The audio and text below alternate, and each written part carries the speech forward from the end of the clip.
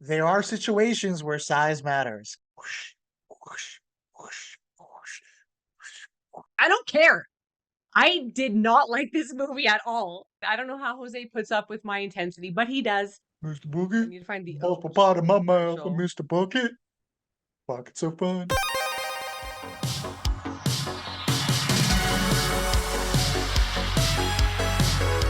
You don't remember the Mr. Bucket song in the commercial or the toy? No. What? It was literally a bucket that you would put these balls inside of the bucket and they would like move around and they'll shoot these balls out of its mouth. And and your goal as a kid, you had a little scoop. You had to go scoop up the balls and put it back in the bucket, and then you spit them back out. You had to do that. I don't know what the concept was of winning in that, but Keeping maybe it all was the just the way. balls in his mouth. Mr. Bucket. From movies to video games, welcome to Marie Plays It All. Today's episode is a side quest with Jose. It's been so long. We are here to do a little recap because we did an episode before on our most anticipated horror movies of 2024. And now it's like a little past the mid-year, but we got to do a recap on the ones that we've seen. How has horror been this year? Huh? Like, is horror okay? Is horror doing well? Has it had a good year? And we're gonna have that discussion by going into, like you said, some of our favorites, big surprise, some of our least favorite, and some disappointments. And then maybe at the end, we can give a little grade to the first half of this year before we go into the second half of horror. The thing about horror in 2024 is I think the consensus is that it's doing well. Consensus, I would say. Horror is for in 2024 is okay, but then we might have some that we don't agree with. Or we might not agree with the consensus. Whatever we rate the first half is gonna highly depend on what we've actually watched. So when people are doing consensus and stuff, it could include less movies than what we watched. It can include more movies than what we watched. So that can be affecting the consensus and everyone's opinion on that. So there's gonna be, unless there's people who watched every single horror movie that came out, I doubt anyone's gonna have like the exact same thoughts or grades for the first half. This is all dependent on what we have in our bucket to judge. And Jose, you have way more balls to put in your bucket because you've seen more movies this year than I have. He Oh yeah, has. I'm He's seen. filled. You filled your bucket is filled. Nothing's popping out of that mouth. Your bucket is filled to the brim. For my first good, one of my favorites of the year, I'm gonna have to go with A Quiet Place Day One, which came out about a month ago, a month and a half ago, when I saw it. And I was really surprised with this one, not because I mean the rest of the series has been good, but this is a prequel, and it's always a risky with prequels. They usually don't hit, especially in a franchise when you've already had other movies where it's like, why are we going backwards? As an audience member, you're not always asking for that. You're not always being like, I'd love to see what happened before this. You're kind of more of like, what's happening next? So the fact that they were able to nail it, even without really including, following the same people that we did in the first two movies. So that already puts you a little bit behind because you don't have, besides the world, you don't have the connection to the characters. This was directed by Michael Sonarski. It stars Joseph Quinn and Lupita in there. They're the two mains in it. And like I said, I feel like the track record with prequels being strong additions to a franchise isn't high, but this one did it. I feel they were able to, increase the scale of the action, Mm. introduce more monsters or that, and the threat, while still being able to keep the tension that made the original ones great. Because the first two Quiet Places, they're not about volume, they're a little bit, slower pace. You might get like one creature, two creatures, everything's already established. Once you increase it, you run the risk of turning it more into like an action movie than a horror movie. I mean, we think Aliens. Aliens went through. It still had horror elements, but it turned more into an action like thriller movie. So you run that risk. This was able to keep that tension even with the increase of the threat and the aliens. It had heart. It wasn't just a story of trying to survive, and that's what I liked about it. You care about the main characters, and you are fully invested, even in the cat, who definitely elicits reactions. It elicited reactions from me because of my investment. Sometimes it was frustration, sometimes it was worry, but even that, I was even invested in that cat in there. So, that's good writing, that's good storytelling, where it's not just people being like, oh, there's monsters, I'm just trying to survive. Mm. There was more to that story, but I don't want to get into spoilers, but that was one of the strongest aspects of this movie is you didn't just give me a stereotypical A to B, I'm threatened, I need to escape, let me survive, and the whole thing is about surviving. There was more to that. So that's why this was one of my favorites of the year. I haven't seen that one yet. I think that having a prequel that isn't connected story-wise with, like, the same characters as the, other 2 movies, and having that same effect on you that you felt like it had the heart and you felt connected to the characters even though they had nothing to do with the, other ones, I think that's, like, a really that's like a triumph for like the writing and directing to like really care more about these brand new, not more, but to care about these brand new characters. Like I don't know if it's as much as the other ones, but like to still care about them that much. I think that's a big deal. Yeah, and big ups to Joseph Quinn and Lupita. I mean, Lupita's already a star. You know Mhm. what you're getting from her. She's already a star. She's great in everything that she does. Joseph Quinn, he has the potential to be a star. So I think, this shows Joseph Quinn has high potential for his career. Okay, the first movie that I chose was In a Violent Nature. I have to say that I did really appreciate this movie. Granted that most of the acting and a lot of the script are just completely atrocious in this movie. Like I have to say, like it's like really cringe acting and script wise, but that didn't affect how much I liked the artistic choices and everything like that. I'm a sucker for anything in the woods. Woods movies are like one of my favorite settings, especially horror movies. I'm not really too much into slasher movies, but I did like the direction that they took with the killer in this movie because it was something I've never really seen before. This movie has a real stillness and quietness about it and a lot of the shots, and there's some scenes where it's just super quiet, just the nature sounds, just walking, and I really like that. It felt kind of third person video game-ish in a way. I guess some people would say like maybe it was a little boring or dull, but I just really loved it. I love when there's threat and danger and horror mixed with like beauty and nature and calmness and stillness and everything. And when those two come together, I really like that contrast mixing together. I love it. And this movie had that. Another thing about this movie, there's some kills in it that were so over the top that I was like cheering at the screen. I was like, yes, oh my God, that's so funny. But then there's one kill in particular in this movie that really disturbed me and was really unsettling and uncomfortable. And it affected me very, very hard. So part of me didn't really get the identity of this movie because it felt, is this really like cheesy over the top gore horror? But then there's also this like deep disturbing horror aspect to it. So I found the identity of it a little bit muddled, but Chris Nash directed it. And I just think that this person like went there.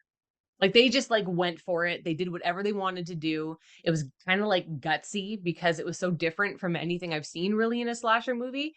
And I think it had, I don't want to get any spoilers, obviously, but there was some underlying meaning to it. And there's the final scene I really loved. And I just felt this like meaning behind it and some depth behind it. It actually is the only slasher movie that I've seen so far that made me feel scared afterwards. Like I was genuinely creeped out to the point where I was like looking out my bedroom window and stuff at the end. And that doesn't happen ever for me. I don't think it's ever happened for a slasher movie. So I really appreciated the movie in a violent nature and the cinematography and the setting and cinematography. I wouldn't say cinematography. I would say the setting and like surroundings of it. There, I'll say that. Spoiler alert, I enjoyed this movie. This is not on my other ones. You did, yeah. A lot of the things you said, I agree 100%. So I, on the other hand, have seen a lot of slashers. I've watched the Friday 13th series. I literally just finished a full watch through the Friday 13th series reboot and everything, just within the last like month. So I've always enjoyed it.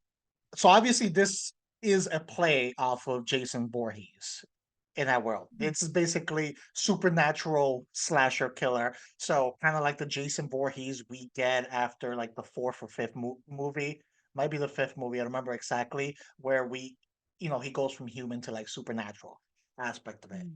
And I remember sitting there like watching this movie, and I'm like, I've seen this world from the other side so many times, following the counselors, all of the victims, and all that stuff.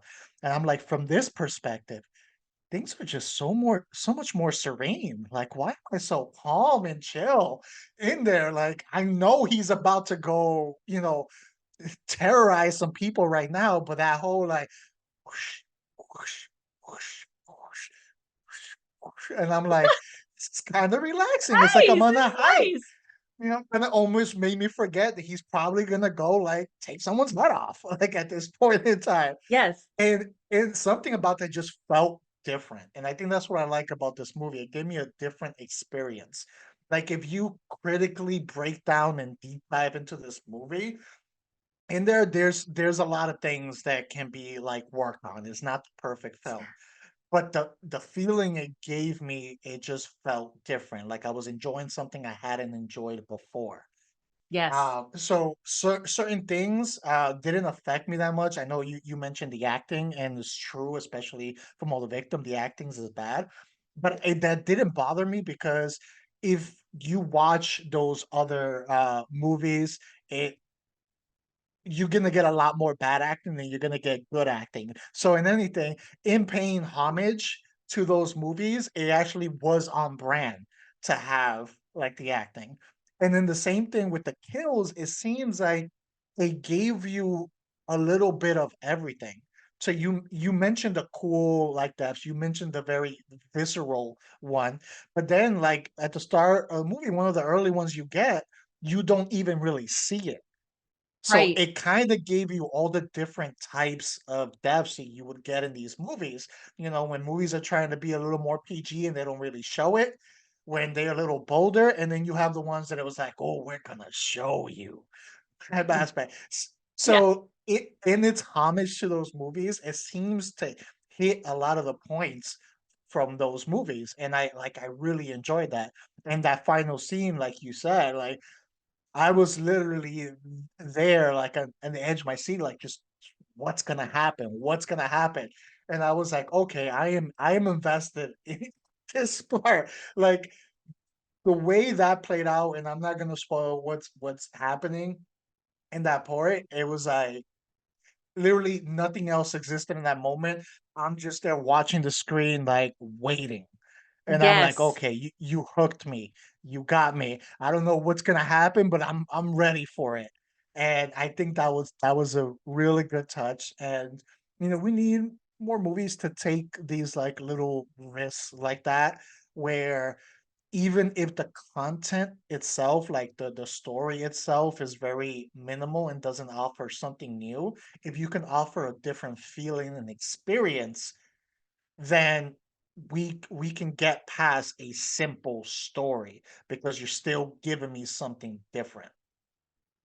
Definitely was a totally different experience from a slasher movie than I've ever felt, like, just having it from, his perspective a lot of the time. Sometimes you wonder in movies, like, what's the slasher what's he doing while we're just, like, out camping? Well, you see what they're doing, like, you see what he's doing.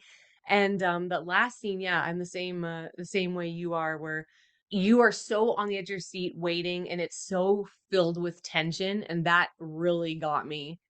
And, there's that one scene that I was talking about. I can't even say what's happening in the scene, but it's one very drawn out, like, horrific scene in my eyes. I don't even know how they did that. Like, I don't even know. Like, I was watching, I'm like, how are they filming this? How are they doing this? And I just like, for like kind of like an indie Canadian movie, I was like, this is awesome. Like, how are they doing it? I don't know how they did it. And I love that feeling where I'm like, whoa, look real. Can't wait to see what you do next, Chris Nash.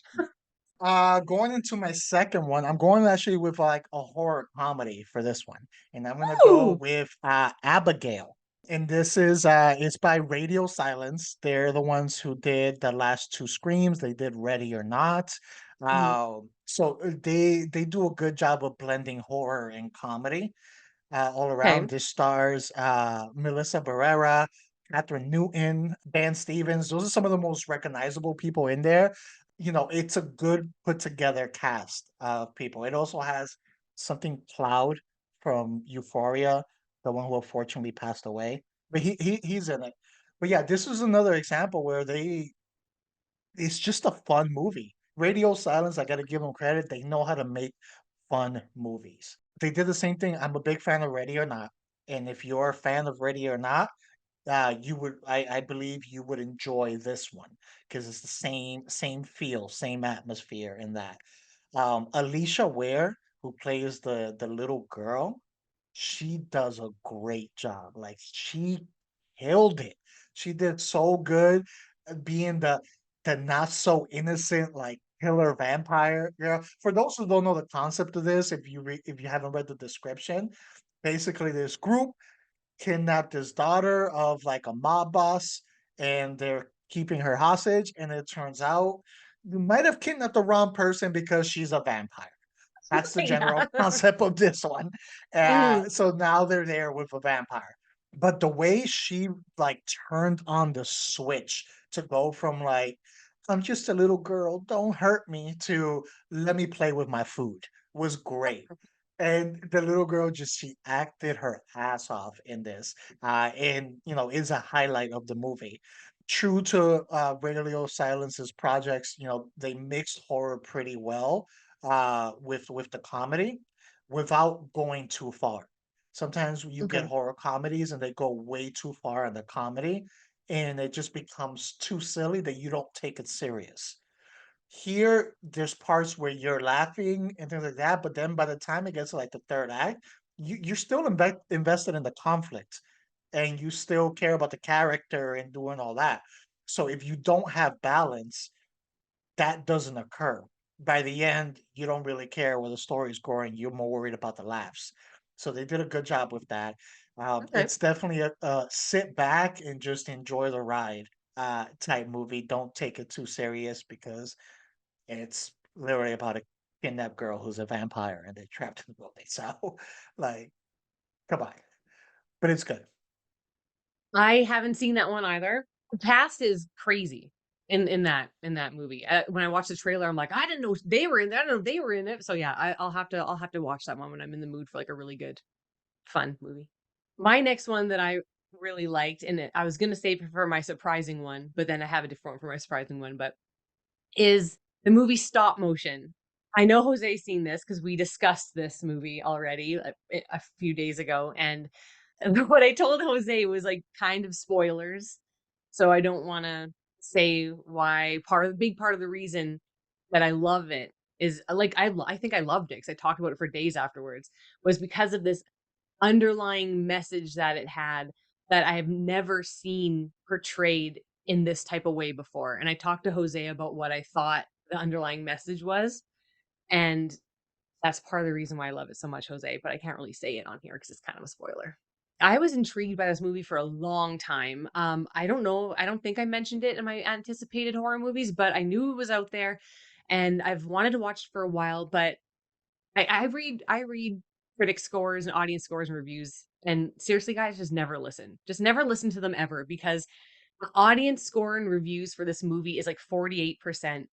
And I was like, no, what?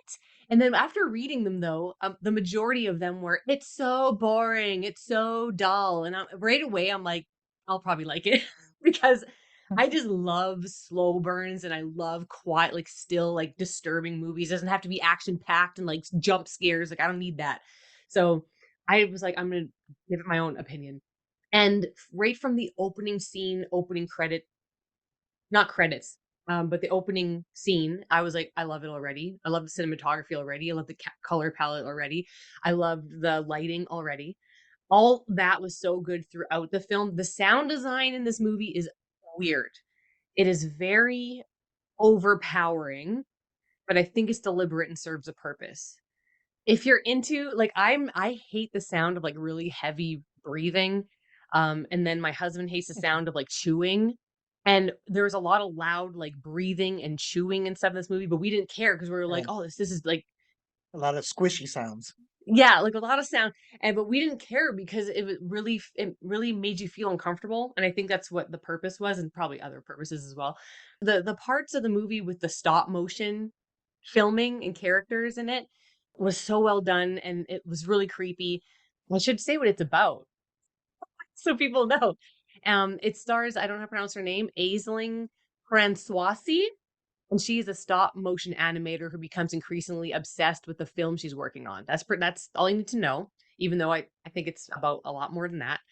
But also the reviews on Rotten Tomatoes, they were like, "Oh, the main character, I just hated her." And I loved her. Like I loved the main character. I thought she was awesome. So that was good. The effects were good. The makeup was good. The acting was good. It was really, really artistic. So if you're into like artistic type horror movies and slow burn and psychological horrors, like deeply psychological and like emotional horror movies, because I thought like the deeper meaning of it was like super dark and emotional. I would say watch Stop Motion. I really really liked it. And I definitely enjoyed this one too. I'm trying to think how to say this without giving away too much. So I think the strongest aspect of this movie is that it has some heavy underlining psychological aspects in it. What this movie does well is it doesn't beat you over the head with it. It's subtly told within the story that it's telling. You can just look at it surface level, but if you just look at it surface level, you're missing a lot. You can still get a complete story just looking at what's out there in front of you, not overthinking it. But there's deeper meanings if you take the time to actually look into it, because the movie does it subtly, incorporating it within its story. It doesn't just straight out come and hit you over the head with it like, look at this, it's psychological deep meanings, here you go. It doesn't Uh, do that. You don't see the writer screaming at you through the screen. And I think that's a strength of this movie, where again, you can watch it surface level and you can get something out of it and feel like it's a complete story, but it might not be as enjoyable. Or you can take the time to really look at some of the deeper things that it's telling you, and those are there if you want to take them.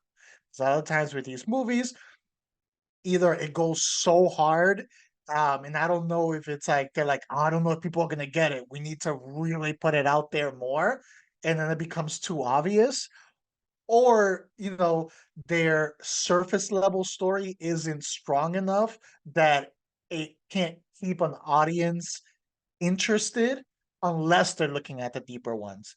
This can give you both, but then it's going to be multiple levels of investment and enjoyment in the movie depending how much you want to invest. Beautifully said, Jose. Yes. It's a good watch, worth the watch. It could be unnerving, like Marie said. It's a slow Yeah. burn, but it's a slow burn with a payoff. All right. What was your most surprising one, Jose? Surprising one is one that wasn't even on my radar.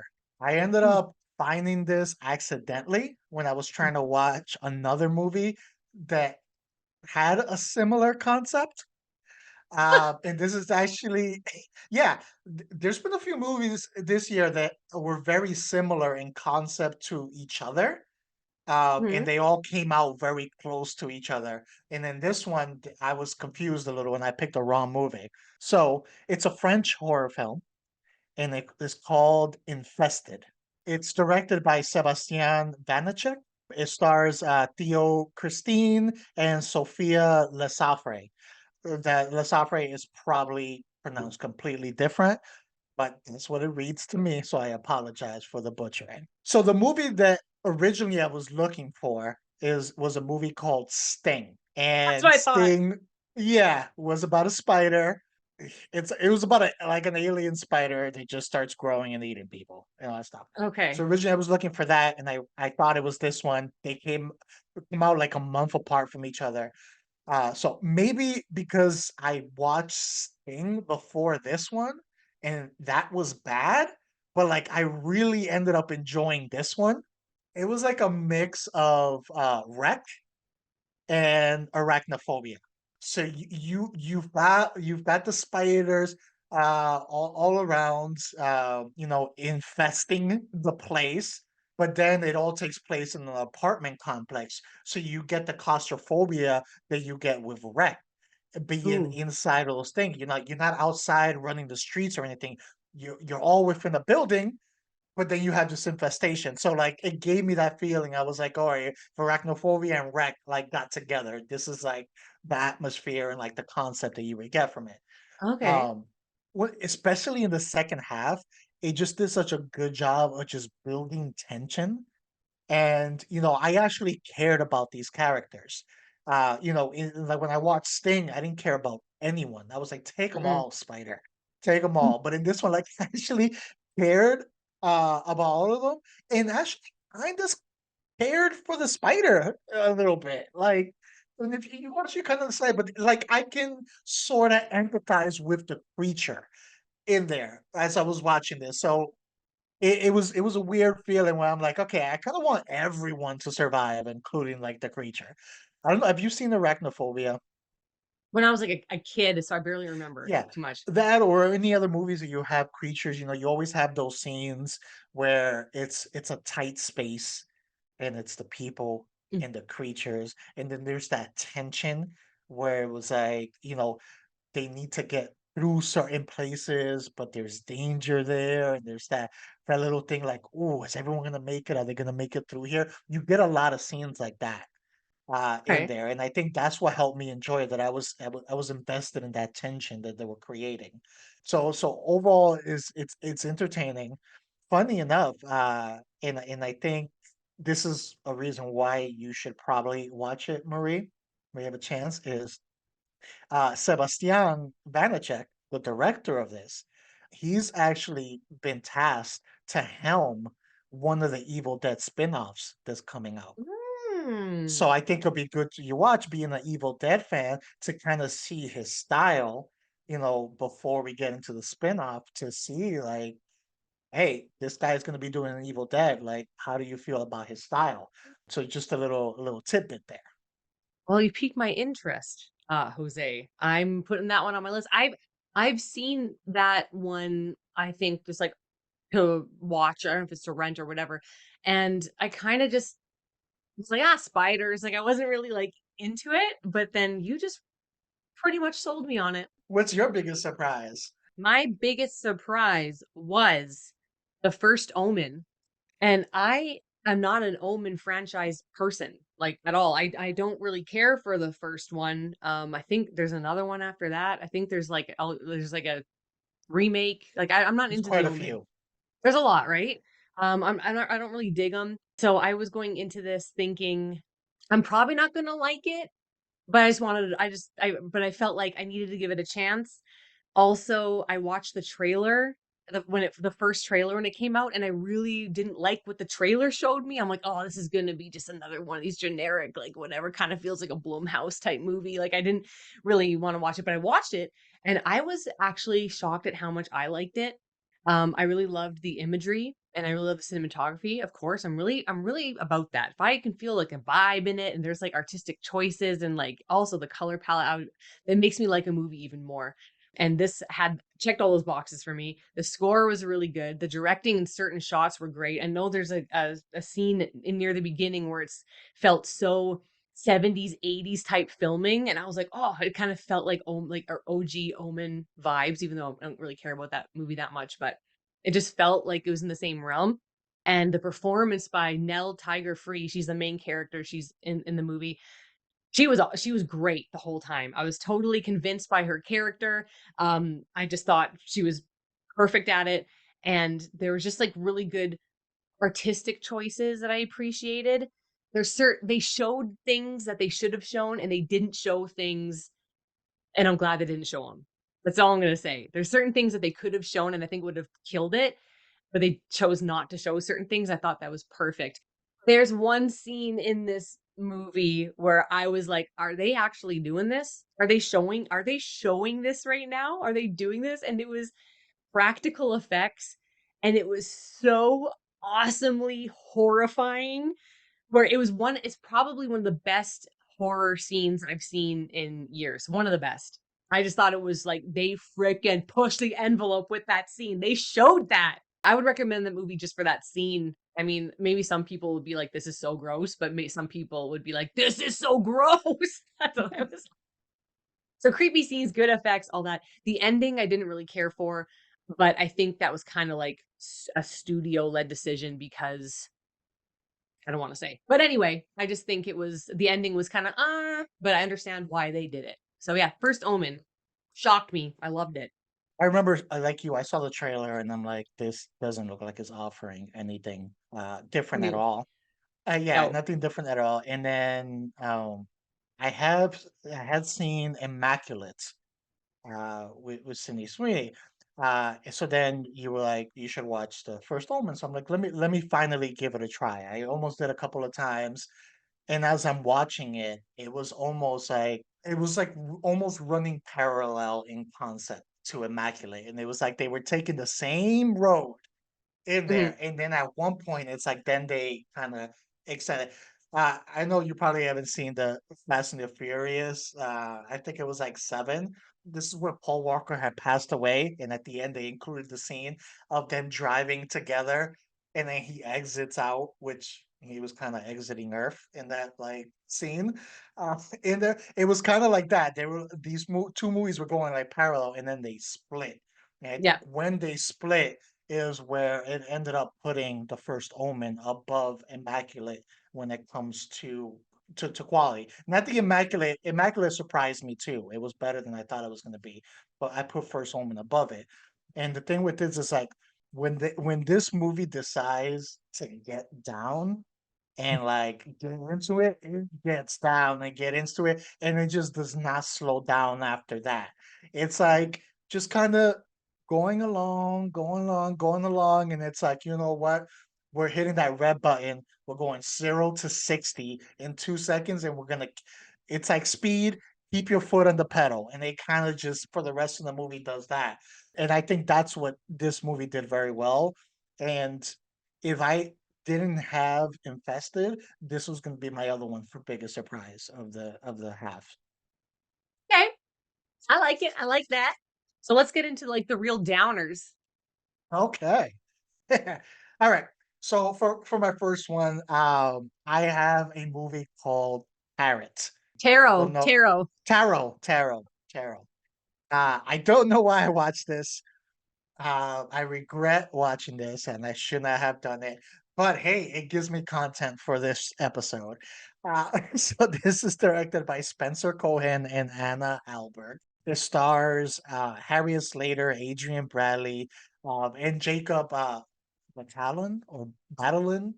I know him from the new Spider-Man movies. He's the guy in the chair, the sidekick. Originally, I was intrigued by the idea of like entities from tarot cards going after Tarot. Tarot cards. tarot. I said it right. Yeah. The T is silent. The entities from tarot cards going after victims who had like readings. And some of the creature designs were cool in there. And you see a little bit of that in the trailer. So that in the concept, I was like, okay, maybe there's potential there. I have no other horror movies to watch. Let me give it a try. Oh, but oh my, was this movie bad.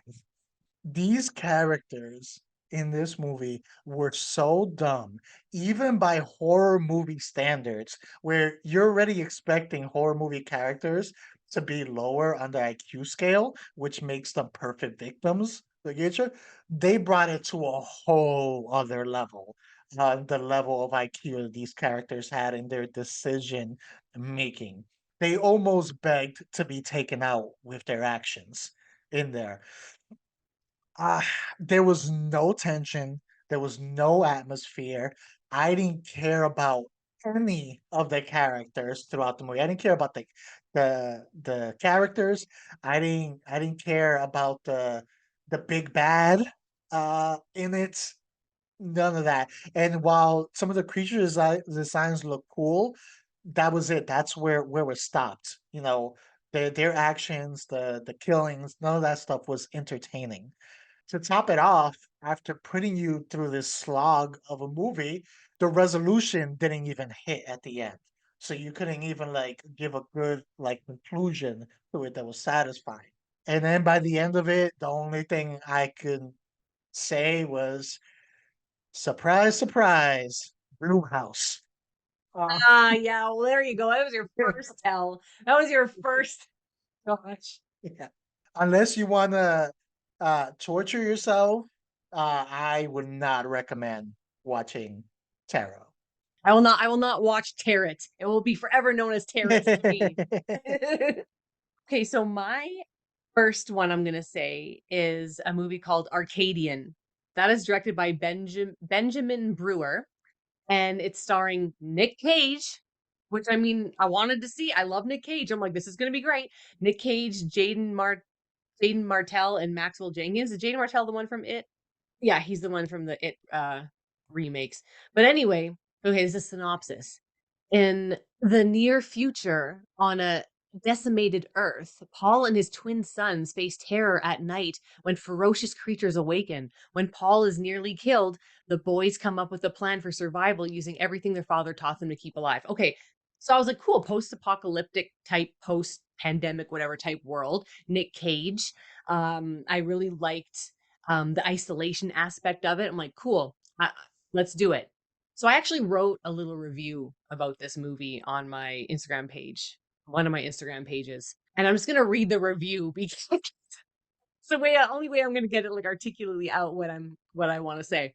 So I thought there was very beautiful shots, and the musical score, in my words, made my heart aflutter. But the lack of backstory and waste of Nick Cage hurt the movie for me.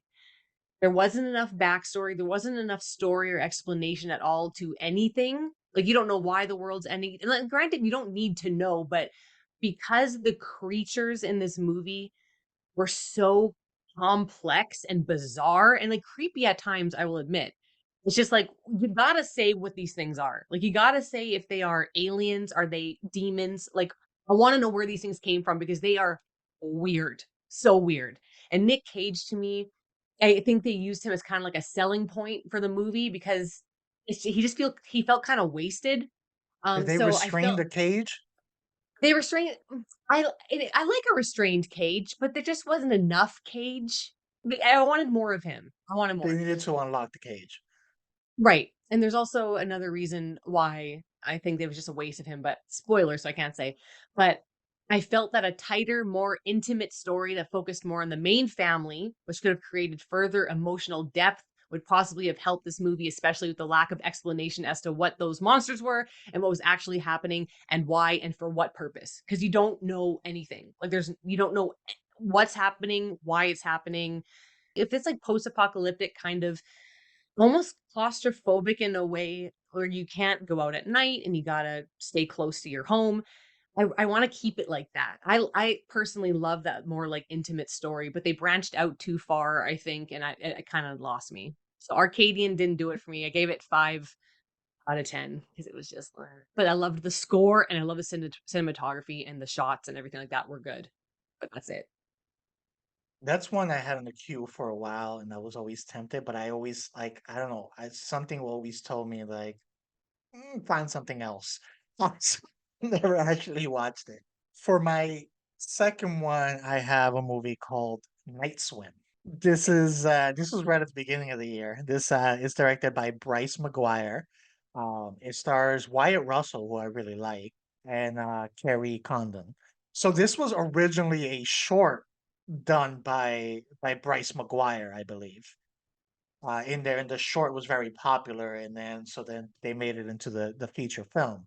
Just like the movie Lights Out, some stories are better at shorts, and I feel like there needs to be a better understanding on where when a story fits as a short, but just there isn't enough there to work as a feature.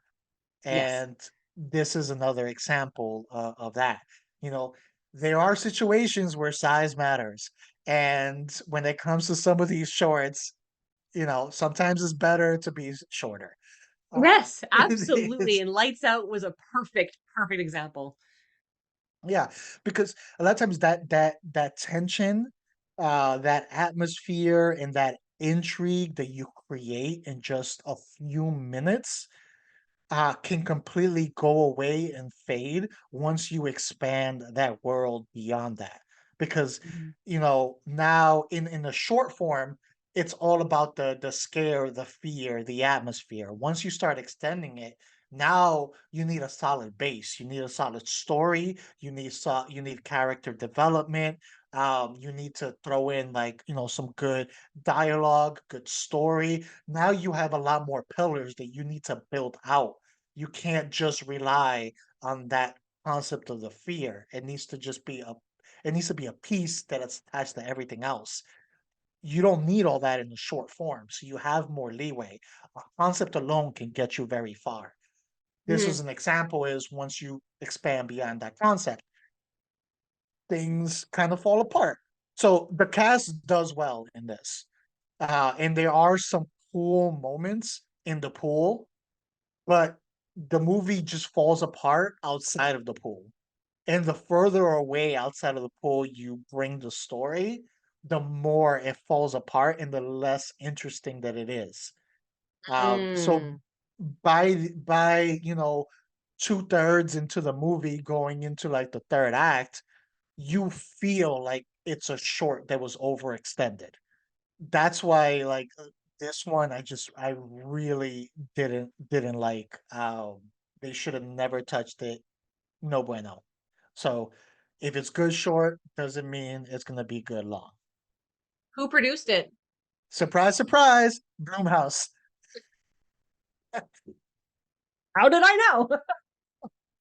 Okay, so my next one is it was in the running for most disappointing. It's like almost neck and neck with most disappointing. I think this one has a risk of being what I have for most disappointing. Let's see. My second least favorite one is Late Night with the Devil. That was my most disappointing. Oh, I'm sorry. I don't know what should I tell. I have a very quick bit of what I have to say Oh, about yeah, it. yeah, no, go ahead. Late Night with the Devil, what is it? In 1977, a live television broadcast goes horribly wrong, unleashing evil into the nation's living rooms. So it's kind of found footagey. It's kind of POVs type movie, which I love. It's directed by Cameron Cairns and Colin Cairns, they're brothers, I guess. Yes. Starring David that Dasmalchian. I mean, I'm probably pronouncing it wrong too. David No, Dastmalchian. thank you. I love him in everything I've ever seen him in. So I was really excited to see this movie and I was excited for the 70s aesthetic and I actually like the 70s aesthetic in it. And there's aspects of the movie, again, without spoilers, there's aspects of the movie right from the opening that I wasn't expecting and that I really wish they leaned into and they didn't enough for me. And I was like, this is a cool thing they can lean into because this is based on something in real life, like real life conspiracy cult stuff. And I'm like, oh, it made me so excited. And they didn't go into it enough. And I was upset about that part. The main problems with this movie, which happens a lot these days, is the overhype that it got. There was so much hype surrounding this movie. There was so much marketing stuff that was coming out of this movie that made like the anticipation for it and the expectations of it, I think, build too much in my head. And it really let me down. And I think also seeing it in the movie theater was a bad choice. I think because it's a TV variety show, it would have been better watching it at home on a TV. Like I think it would have felt more intimate and better, and I would have been more engrossed into it instead of watching in the theater. But this is one of those things, Jose, where I felt like this should be a short. This would have been a really cool short in like a VHS movie franchise bit, the VHS Mhm. franchise. Yeah. It would have been really cool as a short in one of that. It didn't feel feature film to me. Yeah, so this is the one I have. I think I have a backup, but this is I think the one I had for most disappointing of the year. So I was very looking forward to this. We had conversations in the past where it's just like, oh, okay, because I'm also a fan of David Dastmalchian, and I've seen him in multiple things, and it was great to finally see him in a lead role. He's usually a Yeah. secondary role, a third role, but he always does well in his role. He never cheats you. Doesn't matter. I remember seeing him in this show called Gotham, which isn't like a great show, but Yeah.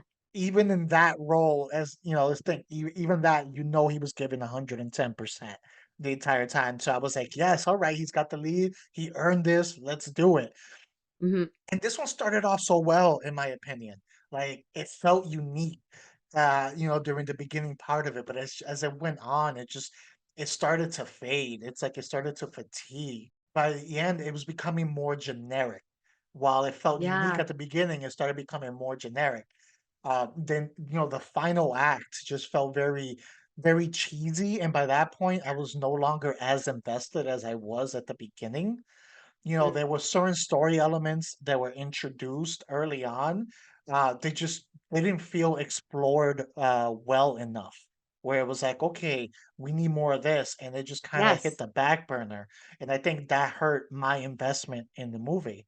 Hmm. Another thing is, and this was a stylistic thing, the switching in format was kind of throwing me off, and this isn't really a spoiler because you see a little bit in the trailers, but you switch where it's like a live show, but then it switches to it's like a documentary of a show, and it kinda goes back and forth, and it didn't feel smooth when it was transitioning between those, like, I felt they shoulda chose one or the other. They shoulda either just kept it as a live show, in there with, like, some behind the scenes footage, or they shoulda kept it as a documentary that's recording the live recording, but, like, stick with one format. So I think those are some of the things that hurt it with it. So I think I agree with you if this was in a shorter format, maybe like a 45-minute, 50-minute format in an anthology series. I think it would have gave it less time to fade.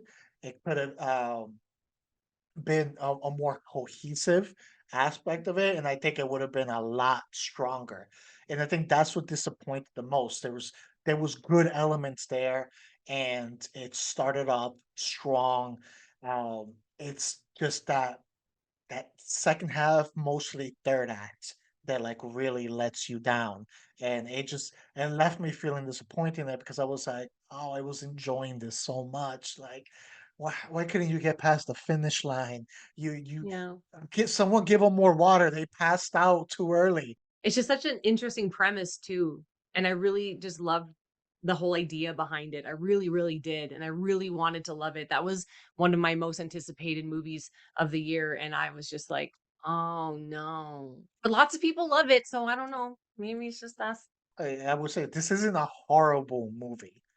That's why, Mm-mm. it wasn't part of, like, my bad. It's not a horrible movie. It's just a disappointing movie because and you feel what it could have been and what it Yeah. partially was. So I won't use that as mine. That would have been my second one. I will preface this by saying, I don't think this is a bad movie. It was just disappointing, and maybe the part of that is personal, because it was not as good as I felt it was gonna be and as good as the potential was, and that is, Maxine. It nailed the aesthetic. I felt the era in it. Mia Goth, as always, absolutely murdering the role, in there. She does a great job in it. The acting is pretty strong all around, and for the most part, it keeps you, like, engaged, overall, but another movie that just kind of falls apart in the third act. In there, I don't wanna give it away, but there's a pivotal point where it was like, you have me," and then there's a point there where it was almost like they didn't know how to close it out after that, and after that, the ending just becomes too easy, too convenient in there where they were like, we have Mm, to close this out. Let's make this as easy as possible in there where it just felt so easy at the end. And one of the things that this suffers from, I mean, it's a horror series. Each one in this like trilogy has been a different type of horror. You know, Pearl yes. and X were different types of horror. This didn't feel horror. It felt more like suspense throughout it.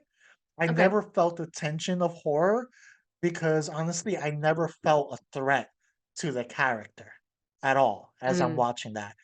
And without feeling the threat, you can't feel tension. Without feeling tension, you're not horror to me. And even when you see some other characters be taken out, there's no tension there. hmm. It just it wasn't there. So that kinda pulled me away from it also on top of the way it ended just felt too contrived. Everything just, like, worked out too perfectly as it was ending. I needed more obstacles. I needed Mia Goth's character of Maxine, you know, to have more of a struggle at the end, not just have this red carpet rolled out to the end for her. So that's what made it disappointing. But again, it is not a bad movie. It's just not as good as it could have been. And I now in the trilogy place it below Pearl. Well, I have seen Pearl and I love Pearl a lot. I haven't seen X and I don't think I ever will see X because I just don't think that subject matter. I don't think I'm gonna like it. I just don't. I know what happens in it, and I just don't want to see X. And because I'm not gonna watch X, I probably won't watch Maxine. I just don't know. Should I? Is it still gonna? Can I still watch Maxine without seeing X? I mean, they connect if you already know what happened in X, Yeah. if you know what happened to her character in X, then that's kind of really what you need to know Okay. for Maxine because that's the only thing that really connects over is what happened to her, what she experienced it is being dealt with in Maxine. And I would say that the cops in this are terrible.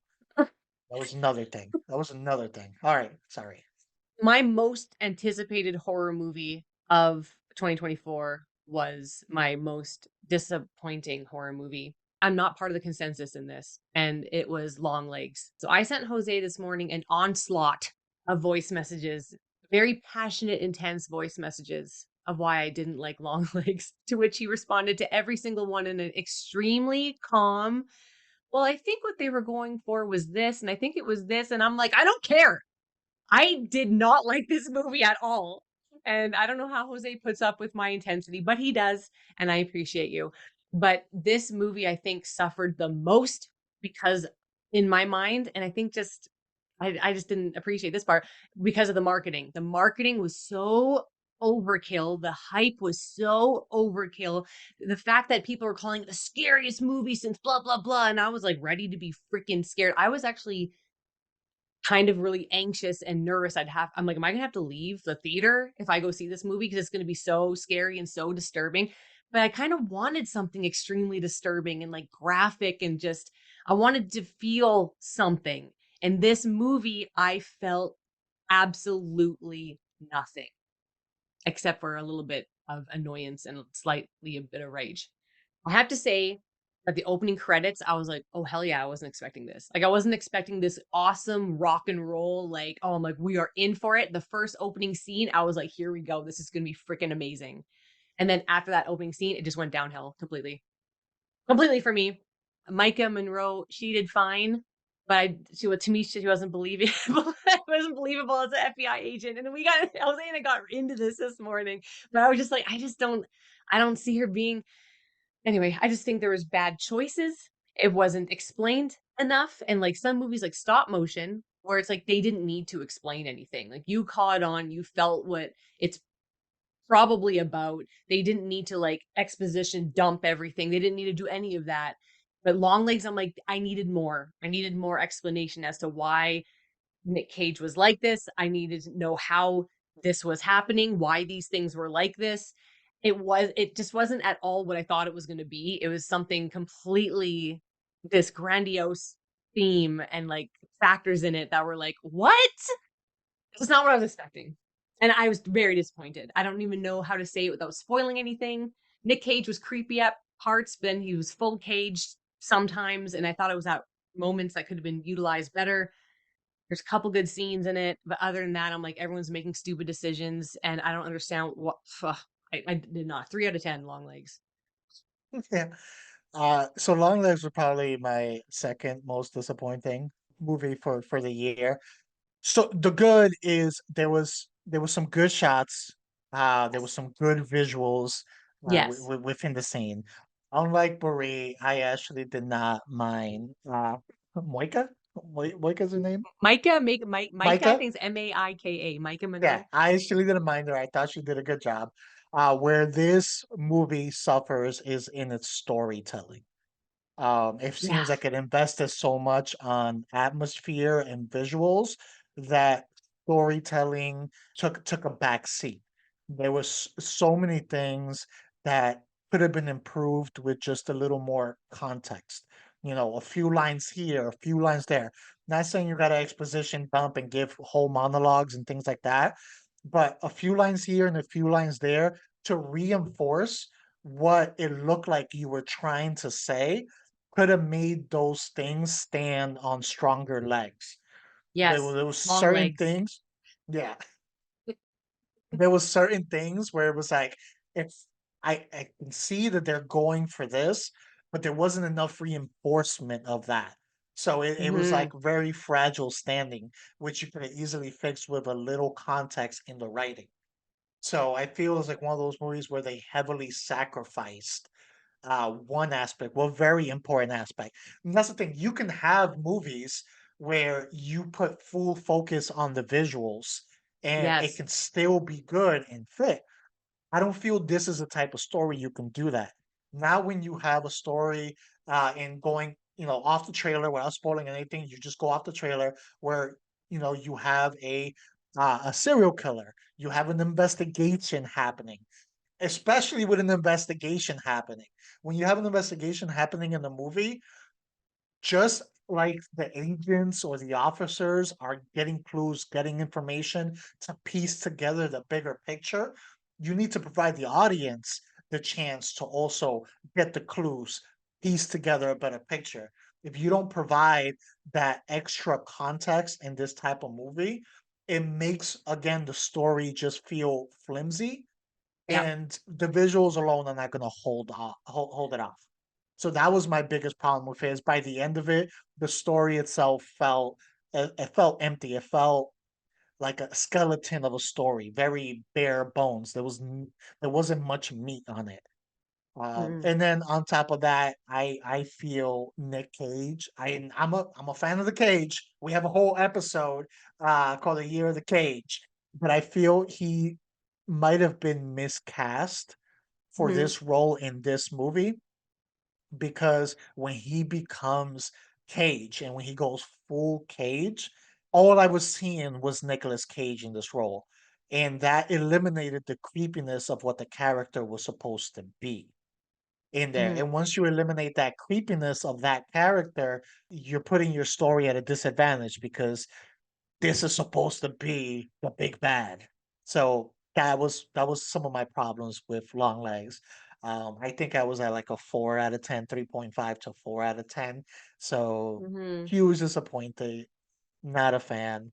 I thought Nick Cage did a good job. I think he did a good job, but like you say, when he went full Cage, it just was like, okay, even though they really did also a good job of like masking his appearance, so when you looked at him, you didn't see Nicolas Cage, but you felt it when he was himself. And there was things about his character that weren't explained that I feel like if they tapped into certain things, it would have made the movie feel so much richer. The story didn't feel rich. It didn't feel I wasn't connected to any of the characters. I didn't care really about any of the characters and it felt extremely jumbled, a little bit rushed. It felt rushed but so slow at the same time. About 20 minutes, half an hour before the movie was over, I was just like, just end already. And I never feel that. I'm always like happy to be there. And I Wrap was it like, up please box. The end. wrap it up box.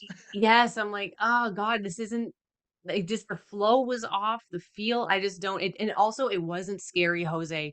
It wasn't scary. It wasn't gripping.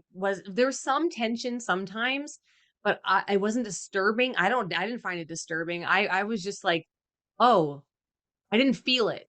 I didn't feel it at all, that movie. And I know a lot of people did. And I think I'm extremely happy that so many people loved this movie. I think that's awesome. That people really loved it a lot. I wanted to be one of you so bad. And I just couldn't do it. Overall, now that we've gone through all these movies, the good, the surprising, the bad, the disappointing, if you were if it's part of this mid-year check-in, like if we were in school, this is the midterms at this point in time, Hmm. what grade would you give the first half based off of the horror movies that you've watched? It's hard because a lot of the movies that I watched that I didn't like are doing very well. Like they're doing really well. So if I'm looking at it like what this, well, even if I'm not, I'm going to say it's a B minus. That's my grade that I'm giving it like a 50-50. Like there's been some good stuff that I've been really shocked by. And there's been some like, ooh, that's bad, but that's kind of normal. But I feel like horror year by year, it's been falling off. Like I feel like, oh, this year was such a bad year for horror, such a bad year for horror. So far, this has been a pretty good year for horror, even if I haven't been into some of the really big ones. A lot of people have just been like loving it. So I'm trying to think from another person's perspective too. I'm still gonna give it a B. Just a B. I think I might be about a C or C minus Mm-hmm, on mm-hmm, this. hmm. So Hmm. average to a little bit below average. There were some good ones in there. There was also a lot of bad. Yeah. And then on top of the good and a lot of bad, there was some disappointment. There was some, like we've talked about today, that just it didn't live up to the hype in there, and that kind of brings the score down a little bit more. So I think I'm about a C minus. I'm gonna say like below average so far. Mm. There are some movies that I haven't seen that might be good. Like one that I want to see is Exuma, Oh which yeah. is Okay. I've heard currently of on that. Stutter. I've heard good things about that. That might bring the score up. There's another one that was recommended to me called New Life. That might, if Okay. that's good. So there's some other ones that maybe might bring the score off, but then there's some other ones that I haven't seen that I'm feeling will bring the score down, such as The Strangers and The Mm, Watchers, things like that. So like yeah. I'm gonna go to that below average to average for the first half.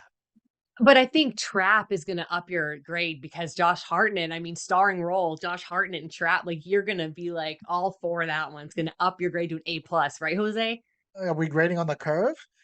Uh, One last question for you before we close out. What movies that are still coming out during 2024 are you Alien most Romulus. excited for? Yup. Yup. I don't even have to question that. That's No, I it. already got my tickets. I already got my tickets. We're going. I cannot wait. Also, Nosferatu, I'm still looking forward to Nosferatu as well. Thank you guys for watching this episode of Marie Plays It All, the side quest with Jose. Who? I was waiting. I thought you forgot. No, no. You can find more of our content on our YouTube channel, Not a Strong Start. You can follow us on Instagram and Twitter at Not a Strong Start. You can listen to us anywhere you listen to your podcast. Please remember to like and subscribe and share and comment and tell us if you agree with us, disagree with us, all of it, all that good stuff. You can find me on Instagram at Marie Plays It All. Where can we find you, Jose? You can find me at This Is Me Nombre on Instagram. Never stop playing and never stop speaking how you feel about movies, even if you go against the consensus. Even if you love a movie people hate, and if you hate a movie people love, just speak your truth. And never stop putting those balls back in the bucket.